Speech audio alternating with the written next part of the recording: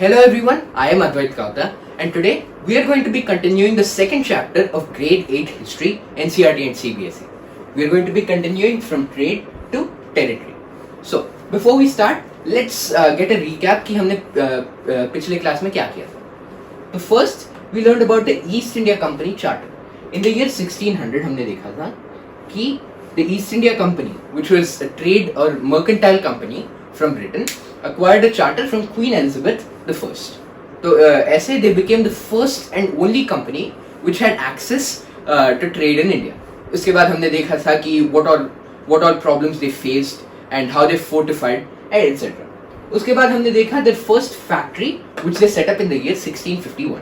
The factory set up on the banks of the river Hooghly in 1651. तो हमने देखा कि ब्रिटिश ज़माने में फैक्ट्री क्या होती थी, how it was different from what we perceive a factory to be now. उसके बाद हमने देखा the conflicts that arise क्योंकि the British were not able to separate their politics and trade क्योंकि they had to maintain territorial control in order to trade और इस वजह से they were not able to separate politics and trade. तो उस वजह से it led to the conflict called the Battle of Plassey with the Nawab of Bengal, Siraj-ud-Dawla.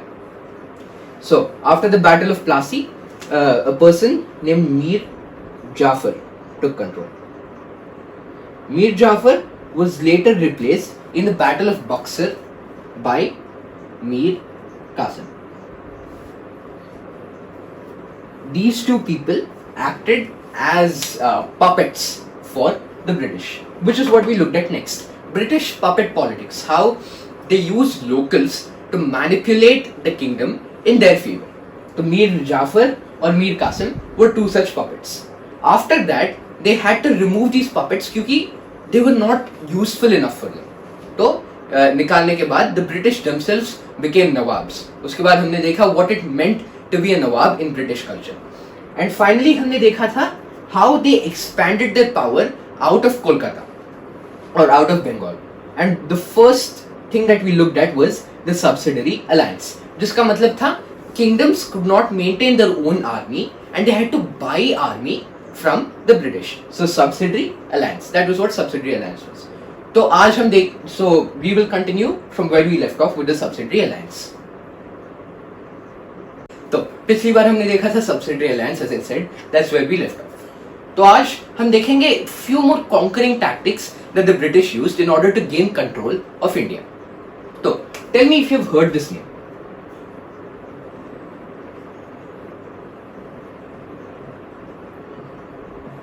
Most probably सुना ही होगा. All of you know him as the ruler of Mysore. He was known as the Tiger of Mysore because he was a very powerful and a very ferocious king. तो इस वजह से he was referred to as the Tiger of Mysore. Now, Tipu Sultan was kind of a reformer. तो उसने क्या किया? He started doing a few things to change the way his army works ताकि Mysore की army सबसे powerful बन जाए. The first thing he did was get help from the French. Now अगर आपको history के बारे में if you know anything, then you will know that the British absolutely hate the French. तो जैसे ही British ने देखा कि Tipu Sultan was taking help from the French to modernize his army, उन्हें ये बात बिल्कुल भी अच्छी नहीं लगी. तो then Tipu Sultan also started blockading trade. तो he started disrupting company trade क्योंकि वो taxes नहीं भर रहे थे और उस वजह से Mysore was receiving losses. तो it was the same condition as in Bengal. लेकिन टिप्पू सुल्तान थोड़ा और he was a little more harsh on the punishments ताकि वो अपनी power control में रख सके. तो let's read the paragraph to understand more of what happened with Tipu Sultan. Tipu Sultan, the Tiger of Mysore, page number 16. The company resorted to direct military confrontation when it saw threat to its political or economic interests. This can be illustrated with the case of the southern Indian state of Mysore. So you understand from this that British they did not always want to conquer places. जो हम starting से देख रहे हैं उन्हें direct confrontation पसंद नहीं थी. But in cases where they felt as if their power was being challenged, they started fighting battles and wars. And Mysore was one such example. Let's see how. Mysore had grown in strength under the leadership of powerful rulers like Hyder Ali, who ruled from 1761 to 1782, and his famous son Tipu Sultan, who ruled from 1782 to 1799. Mysore controlled the profitable trade of the Malabar coast, where the company purchased pepper and cardamom. तो जैसे मैंने बताया, he was starting to change the trade क्योंकि जैसे paragraph में लिखा गया है, there was a profitable trade in the coast of Malabar. Malabar was an important trade city for the company, और जहाँ से the British used to trade pepper and cardamom. तो he started disrupting those trade routes. तो ये सब देखने के बाद the British felt as if their power was being challenged, और उनको ये बात पसंद नहीं थी. तो उन्होंने क्या किया? They fought a set of 4 wars. These were very bloody wars, and they were called as the Mysore Wars. In सब में Tipu Sultan won all of them except for the most important of them all, the Battle of Seringapatam. I'm writing it in short form क्योंकि बहुत लंबा नाम है. You can check the spelling from the textbook. The Battle of Seringapatam was important क्योंकि in 1799 this was where Tipu Sultan was defeated on 4th May 1799. Seringapatam was the capital of his kingdom of Mysore, and he died defending his capital. So, as the tiger of Mysore was no more, Mysore में there was a power crisis, and the British took advantage of the power crisis. और उन्होंने क्या किया? They started taking power in Mysore. The same thing that they had done earlier with Bengal. तो ऐसे their first target was Mysore, and after Mysore fell, they felt that power was being challenged again by another huge power in India at the time. Can you guess who it is? They were the Marathas. The Marathas are very well remembered क्योंकि ये बहुत ambitious थे. They wanted to conquer all of India. तो in one such conquest उन्होंने क्या किया? They decided to attack the Mughal capital of Delhi in the Battle of Panipat. लेकिन the Battle of Panipat ended up in a defeat for the Marathas, and इस वजह से they were never able to conquer Delhi. And ऐसे because they were so disheartened with their losses, धीरे there was a power crisis was starting to brew. तो क्या हुआ? जो local rulers थे, जो सरदार थे, जो और the local rulers, all of them started gaining more power than the Peshwa. The Peshwa was the chief in the Maratha states. लेकिन the power of this Peshwa was now being challenged. तो इस वजह से a power crisis was beginning to brew, and the British took advantage of that to conquer the Maratha kingdom. एक बार देख लेते हैं कि ये कैसे हुआ. Okay, you can turn to page number 18. War with the Marathas. From the late 18th century, the company also sought to curb and eventually destroy the Maratha power with their defeat in the third battle of Panipat in 1761. ये dates थोड़े important है, so please remember them. Third battle of Panipat in the year 1761. The Marathas' dream of ruling Delhi was shattered.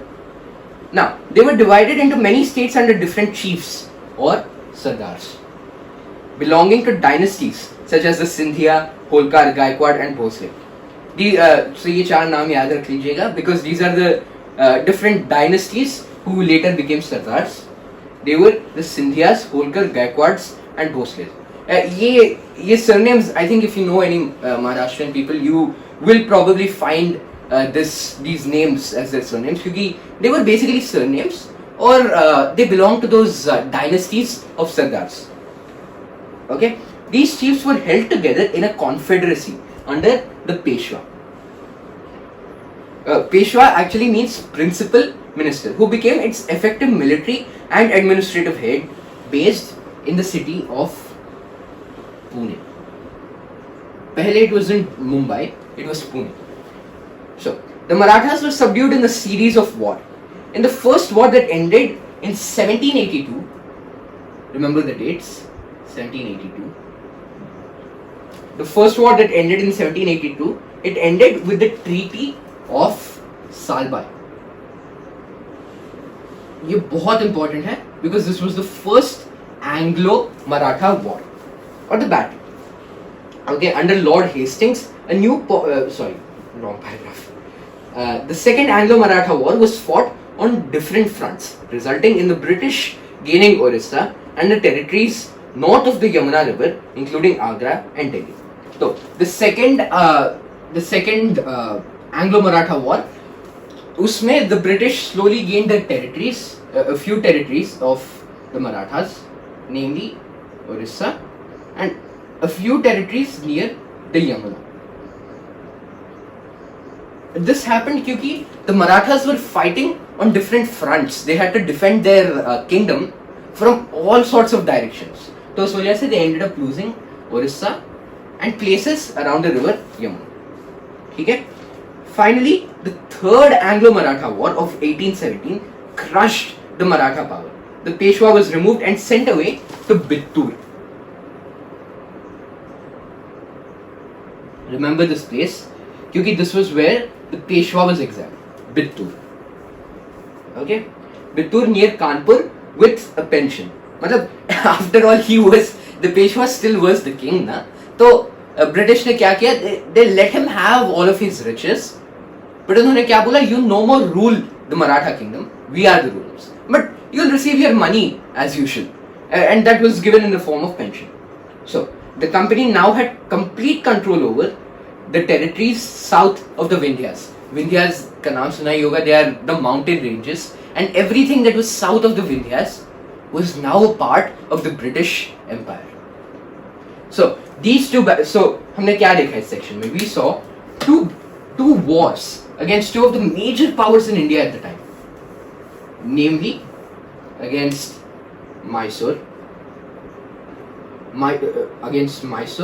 and the Marathas. Please keep remembering the dates and the places.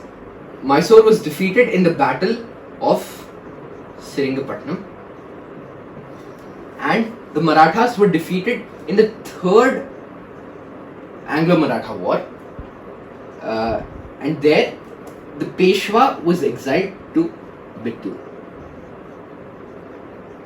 Whereas in this case, Tipu Sultan died. So these are a few of the important things you must remember.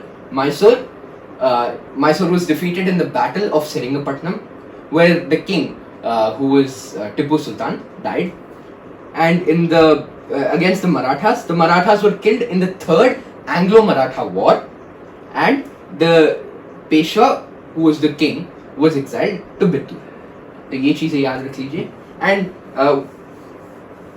And so this was one of the biggest conquests for the British, क्योंकि this would become important. क्योंकि जैसे हमने देखा मैसूर और the Maratha kingdom, ये बहुत ही strong powers थे India में. Now that they had fallen, along with the fall of Mughal power, the British were basically supreme. So now that they were supreme, now that they felt कि उनके पास supremacy थी, उन्होंने क्या किया? They introduced something called the claim to paramountcy. Now paramountcy होती क्या है?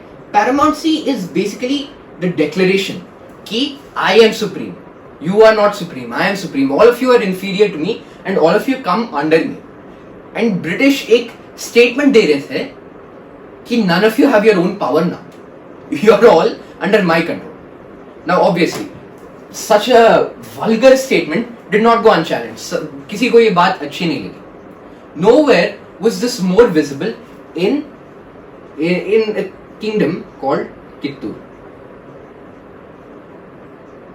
Kittur was the first one to challenge the British claim to paramountcy, where the ruler, whose name was Rani Channamma, she tried her best to protect Kittur from the claim to paramountcy. She was, however, captured, and a Chaukidar from her kingdom led the resistance movements. The Chaukidar's name was Rayanna. Rayanna led the later movements against the claim to paramountcy. He too, however, was killed, and so was Rani Channamma. And Kittur is a very important place because yahi se Kittur was kind of the inspiration for many resistance movements in India at the time. So, एक बार paragraph पढ़ लेते हैं to understand what the claim to paramountcy was. It is clear from the above that from the early 19th century the company pursued an aggressive policy of territorial expansion. So, Subsidiary Alliance में it was passive. They did not want to display aggression, or they did not want to create conflicts. हालांकि conflicts were created in Hyderabad and Awadh. They did not want conflicts to happen. But after they had defeated the kingdoms of Mysore and the Maratha kingdom, they now felt that they were so powerful that they did not have to be passive. They had all the rights to be aggressive. And one such policy was the claim to paramountcy. Under Lord Hastings, a new policy of paramountcy was initiated. Now the company claimed that its authority was paramount or supreme. Hence, its power was greater than that of Indian states.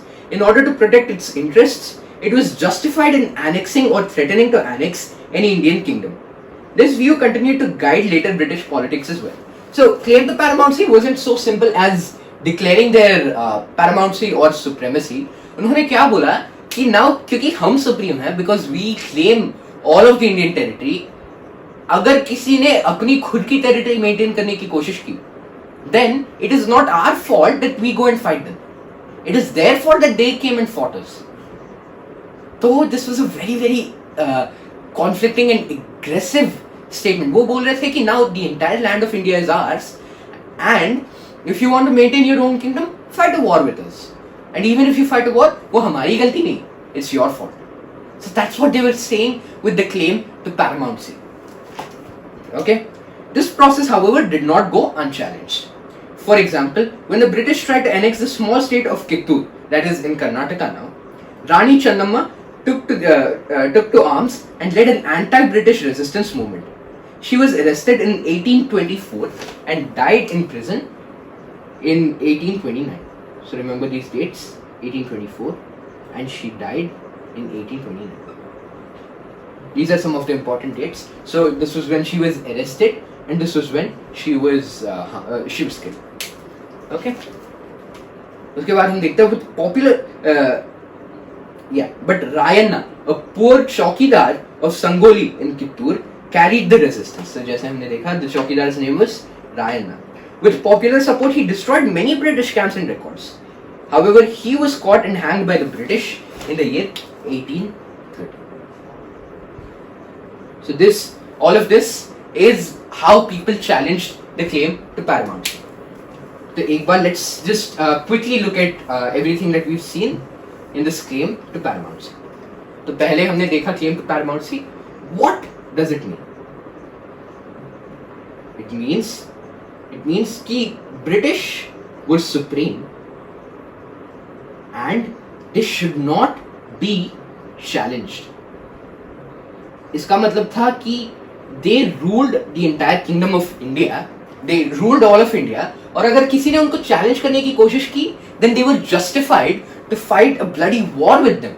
To fight a war which was very, very harmful to both sides. It wouldn't have been their fault. So that is what they meant when it could not go unchallenged and that they were supreme. उसके बाद हमने देखा resistance. How were resistance movements led? First and actually the only one we saw was of Kittur. Kittur में the ruler Rani Channamma. Rani Channamma first led the resistance movements, and she had extremely popular support.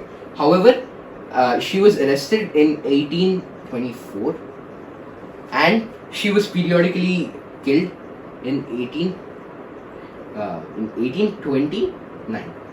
However, up until 1830, Rayanna, a poor chowkidar, continued the resistance movements. But he too was captured and killed in the year 1830. So I hope you've understood everything till now. So this is what the British thought of when they thought of the claim to paramountcy. So अभी तक हमने जो सारे pages पढ़े हैं, let's just look at a few of the pictures in these pages, क्योंकि I forgot covering this in the previous class. तो एक बार देख लेते हैं कि हमने अब तक जो सब देखा है इसमें what are the pictures. So अभी जो हमने cover किया, we'll look at the pictures, and the pictures which we did not look at in the previous class, वो मैं इस class के end में cover करूँगा. Okay, so we started off with page 16 today, where figure 7 with Nawab Shujat-Daulah of Awadh with his sons and the British resident painted by Tilly Kettle. तो ये painting paint करने का aim क्या था? So this painting was painted for Shujat-Daulah to showcase कि he still had power. Actually, in reality, क्या थी? What was the situation was? It was Shujat-Daulah no more had any power. The kingdom of Awadh fell, as we saw, to the Subsidiary Alliance.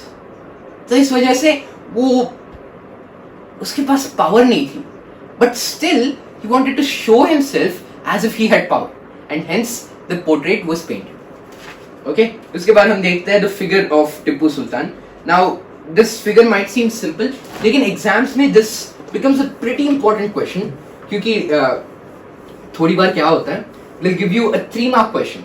The 3-mark question में question देंगे, okay, and they'll divide it up into bits.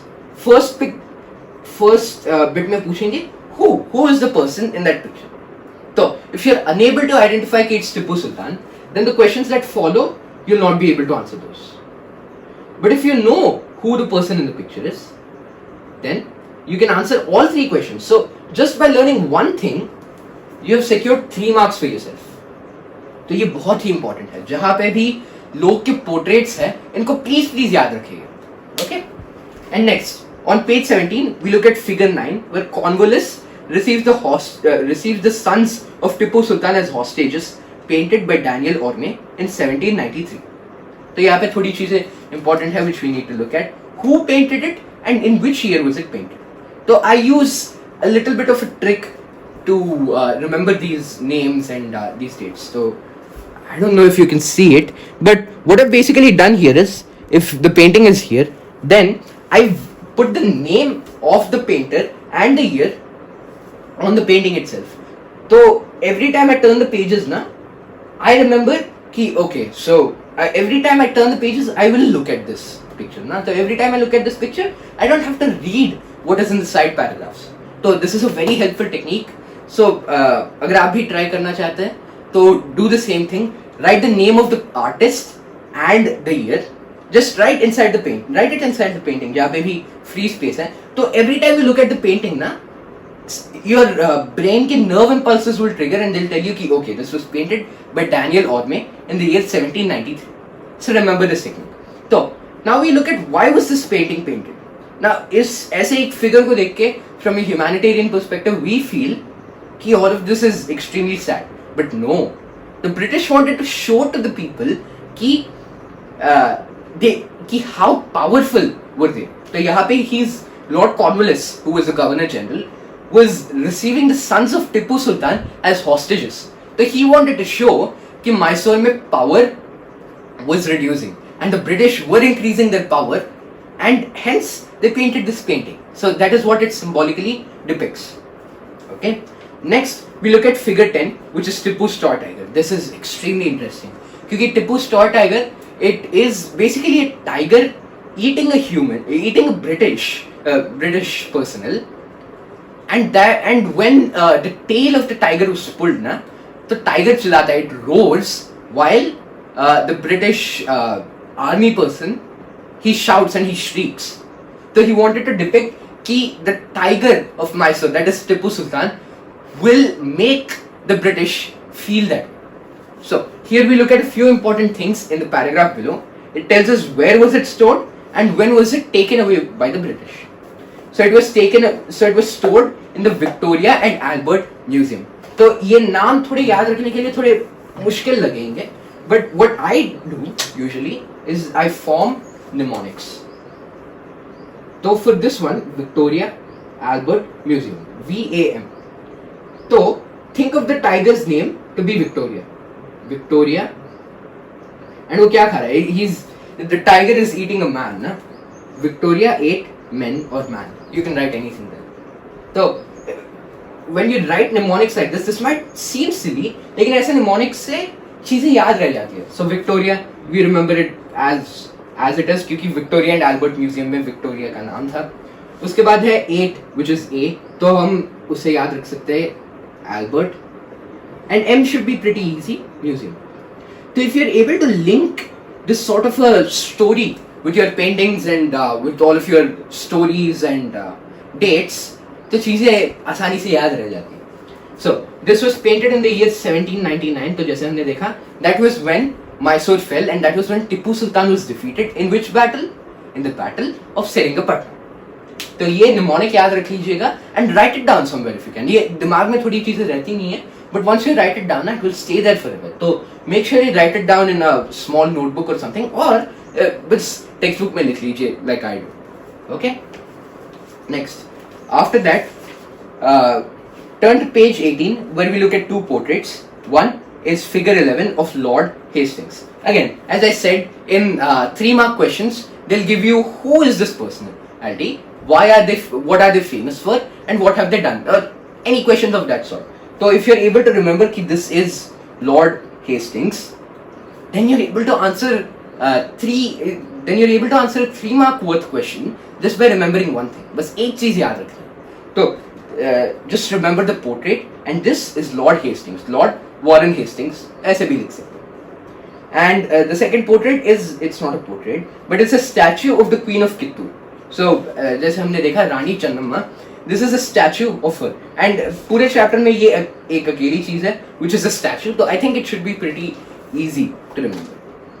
So now let's look at what happened after the claim to paramountcy. Now that we've looked at all of the pictures, let's continue what we saw in the chapter, what we have to see in the chapter. So after the claim to paramountcy, the British were kind of again starting to fear that their power would be challenged. Abhi tak their concern was that Indian powers would challenge them.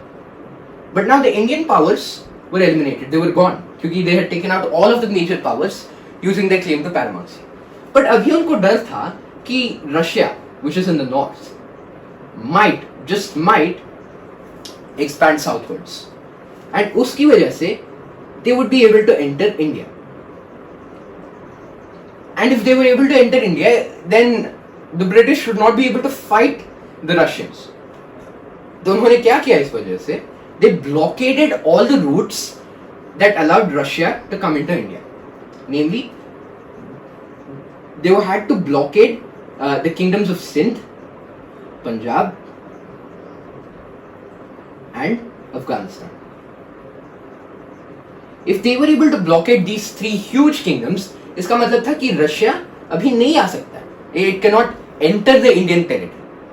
So, in a series of battles that were fought, they defeated these three kingdoms. So let's read the paragraph to know how. In the late 1830s, the East India Company became worried about Russia. It imagined that Russia might expand southwards. It might expand across Asia and enter India from the northwest. Driven by this fear, the British now wanted to secure their control over the northwest. Northwest mein, so the northwest direction of India, these were the three kingdoms. So they fought a prolonged war with Afghanistan between 1838 and 42. 1838 to 42. Okay? So that was the first war that they fought against Afghanistan. And the company established indirect rule over there. So जैसे वो बंगाल और मैसूर में, जैसे उन्होंने बंगाल में किया था, they were now establishing an indirect rule in Afghanistan as well. तो इसका मतलब था they did not want to conquer or subjugate the kingdom, but उनको बस डर था कि Russia might expand. तो उनको क्या चाहिए था? They had to make sure that there was kind of this iron curtain that was forming. बस उस reason के लिए they were conquering these kingdoms. Otherwise, they had no interest in conquering or subjugating these kingdoms. So इस वजह से they had established indirect power. Okay, next in line was Punjab, but in the presence of Maharaja Ranjit Singh held back the company, and but the presence of Maharaja Ranjit Singh held back the company. After his death in 1839, two prolonged wars were fought with the Sikh kingdom. Ultimately, in 1849, Punjab was annexed. So the annexation dates are important in 1849. And why was it annexed? Because of the death of Maharaja Ranjit Singh. Because of the death of Maharaja Ranjit Singh, the power of Punjab was now reducing. Okay, Sindh was taken over in 1843. So again, an important date, 1843. So it was इस chronology में हो रही थी. First was Afghanistan, next was Sindh, and finally Punjab. So Afghanistan, Sindh, then finally Punjab. After they had annexed these three kingdoms, now they felt that their power will go unchallenged और कुछ नहीं होगा, because now they had established an iron curtain across the northwestern part of India.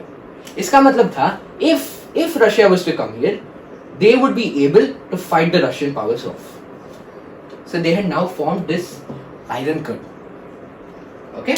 Now the next annexation policy of the British was very interesting. It was kind of following an ancient tradition, but it was going to change the amount of land the British were able to acquire. तो India में एक tradition थी कि if the king had a son, then the kingdom would be passed on from father to son. And the British took advantage of something like this.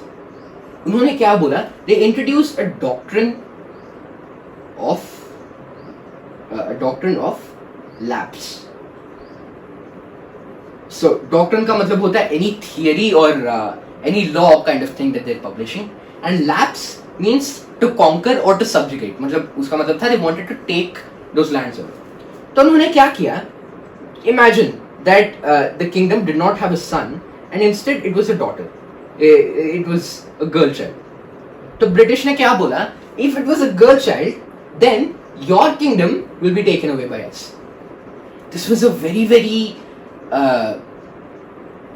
clever sort of tactic implied by the British. यानी वो ancient tradition को continue कर रहे थे, but बोल रहे थे कि instead of your kingdom going to waste, give us your kingdom. And that was the problem. So let's read the Doctrine of Labs. The final wave of the annexations occurred under Lord Dalhousie, who was the Governor General from 1848 to 1856. So when was it introduced? 1848 to 56. He devised a policy that came to be known as the Doctrine of Labs. The doctrine declared that if an Indian ruler died without a male heir, his kingdom would lapse, that is, become part of company territory. One kingdom after another was annexed simply by implying this. So हम यहाँ पे देखते हैं the order in which the kingdoms were taken away.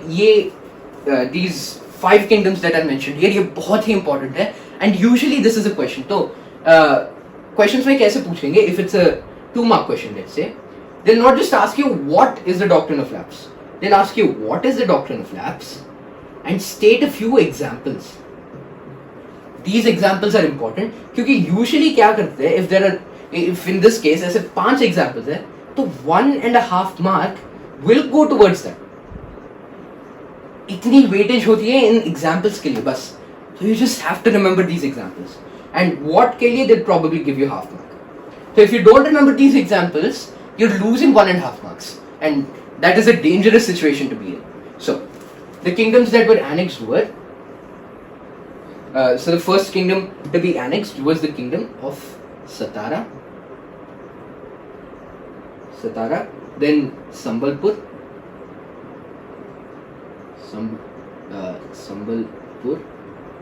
After Sambalpur was the kingdom of Udaipur, which is now in Rajasthan. So you may have heard of the city. So Udaipur के बाद the next was Nagpur, and finally the final place that they annexed was Jhansi. Jhansi is a very famous incident where the famous Jhansi ki Rani, she fought for freedom. A case which we'll look at, later on. तो यहाँ पे हम देखते हैं. So this was the order: Satara, Sambalpur, Udaipur, Nagpur, and finally Jhansi. So remember the dates as well, क्योंकि Satara was annexed in 1848, Sambalpur in 1850, Udaipur in 1852, Nagpur in 1853, and Jhansi in 1854. यहाँ पे एक clever trick जो आप use कर सकते हैं. If you are able to remember the order: Satara, Sambalpur, Udaipur, Nagpur, and Jhansi. अगर ये order आपको याद रह गया, तो dates become very easy to remember. So all you have to remember is when Satara was annexed. उसके बाद आप क्या कर सकते हैं? You can add 2 to that year. 1848 plus 2, 1850. 1850 plus 2 again, 1852. और उसके तो ये पहले 3 बस plus 2 ऐड करने से मिल जा रहा है आपको. And after that, for Nagpur and Udaipur, for Nagpur and Jhansi, you just have to add 1. So Udaipur, when was it annexed? 1852. 1852 plus 1, 53. 53 plus 1, 54. That was Jhansi. तो ऐसे आप अगर numbers के साथ याद रख सके, you only have to remember one date. So all you have to do is remember this order, and उसके बाद remember the date. So if you want, you can devise a mnemonic for this, or you can just write the letters down: Satara, Sambalpur, Nagpur, Udaipur, and finally Jhansi. S, S, and U, J. This is how I remembered it. But अगर आपके दिमाग में कोई mnemonic आ रहा है, then make sure to write it down. And if you want to help out others, then वही mnemonic, leave it in the comment section if you can. So this is how I used to remember it. But if you can think of a mnemonic, use that. So S, S, N, U, J. Satara, S, A, S, N, U, J. If you want. Satara, Sambalpur, Nagpur, Udaipur, Jhansi. Okay. But actually Udaipur, Nagpur, Jhansi. Just remember this order, क्योंकि इससे you can apply that numbers का formula which I gave, and with that you have the dates. So all you have to remember is Satara, 1850. Add plus 2, you get this, 1852. Add plus 2, again 1854. Finally, all you have to do is add 1, say 1848, 1850, 1852, and all you have to do is add 1, 53 and 54. तो ऐसे एक ही date याद रख लीजिए of Satara, which was in 1848. These were all of the kingdoms which came under this Doctrine of Lapse. Now, let's see what happened next. The next thing that the British wanted to do was now they felt that they were actually paramount. They felt that they were actually now supreme, and to handle India, they had to set up administration. So to set up an administration, they had a few methods that they used. So the first thing that they had to set up in an administration were administrative units. तो इन units में उन्होंने क्या किया? They divided these units into 2. The first were presidencies.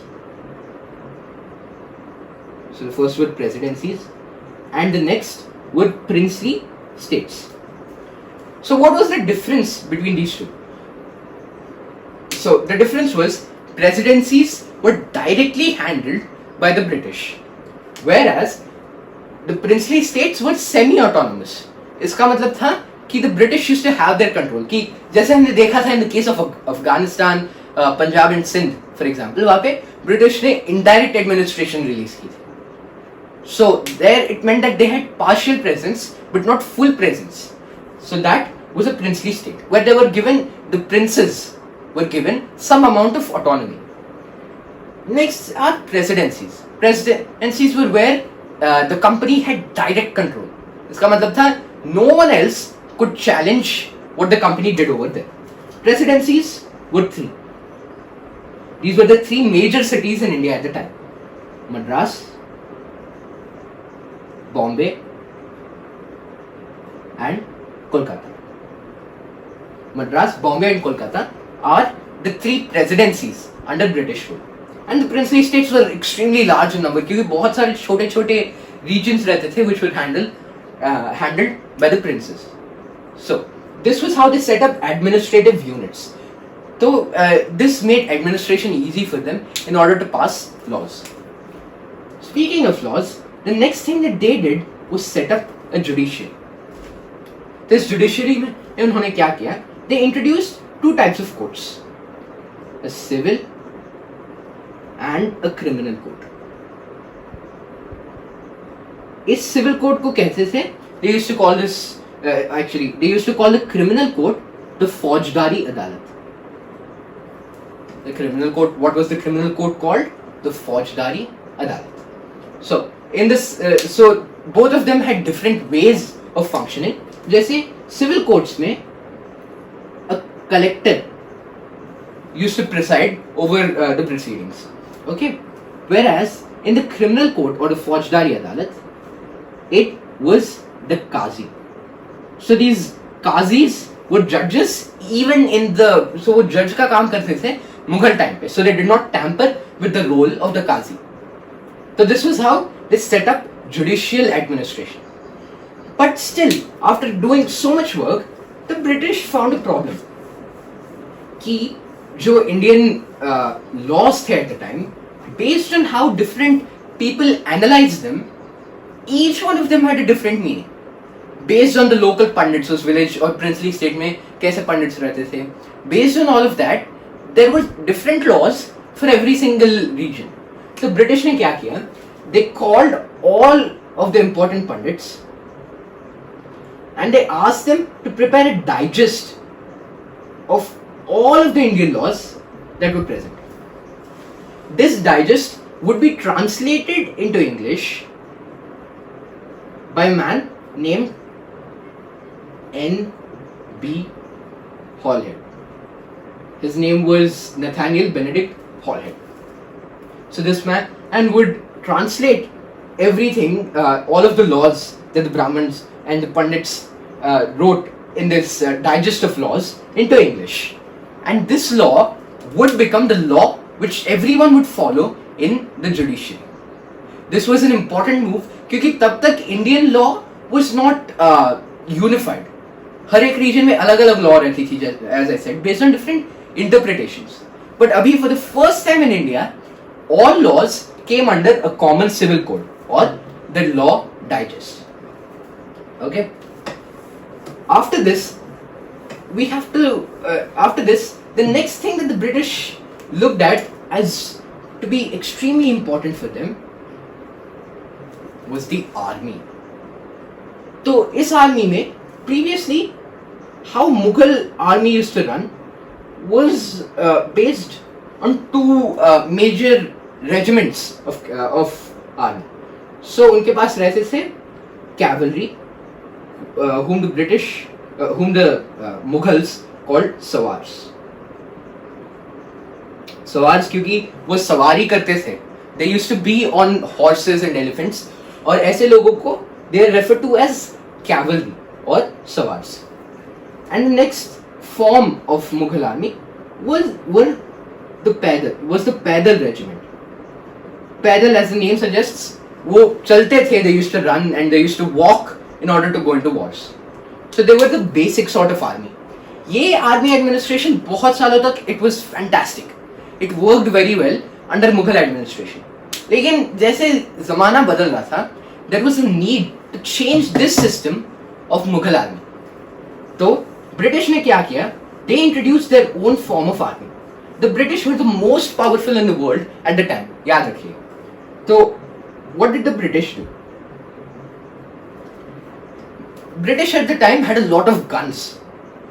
So they started introducing guns into India. So these guns were called muskets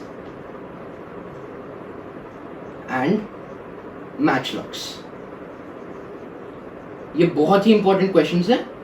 ये बहुत ही important answers हैं because these questions are often asked. What were the 2 types of guns that the British introduced? Muskets and matchlocks. So you may have heard of the word musketeers. 3 musketeers सुना ही होगा. the word musketeer actually means someone who wields or holds a musket. So that is where the word musket or musketeer comes from. And matchlocks were also sort of guns. और ये दो guns they had started to introduce in India. क्योंकि the British, while they were handling India, they were fighting wars with Egypt and Burma. From these two kingdoms, they had learned modernization. उन्होंने सीखा था कि ये दोनों वो powers क्या use कर रही थी. And based on that, they began to modernize their own army. तो उन्होंने क्या किया इंडिया में? They introduced a new form of training. Their entire training routine was changed, and they also started recruiting peasants. और peasants are basically farmers. तो ये practice शुरू हुई थी in Awadh. तो when Awadh seceded from the Mughal Union, when they became their own independent state, they found shortage of army. तो उन्होंने क्या किया? They started hiring peasants and unemployed people to do this work in the army. तो British ने वही tradition continue की, and to expand their army, they brought in peasants from all across India, mainly from the three presidencies: Bombay, Madras, and Kolkata, or Calcutta, in the British sense. तो ऐसे they began reforming. They began changing the way the Indian army worked. लेकिन this had a huge problem, क्योंकि ancient Indian customs जो थे, which the people used to follow up until the British came, especially with the army, all these customs were being violated. British बोल रहे थे कि your customs are useless and you all will follow our training routine. Now how could they listen? इस वजह से, and with a bunch of other reasons, because of a bunch of other reasons, there was a rebellion in India in the year 1857. So इस 1857 rebellion के बारे में हम अगले chapter में पढ़ेंगे. So if you enjoyed the video, then please make sure to like and subscribe and click the bell icon to remain notified. If you know someone who is interested in videos like these, then please do share these videos with them. And I'll see you in the next one.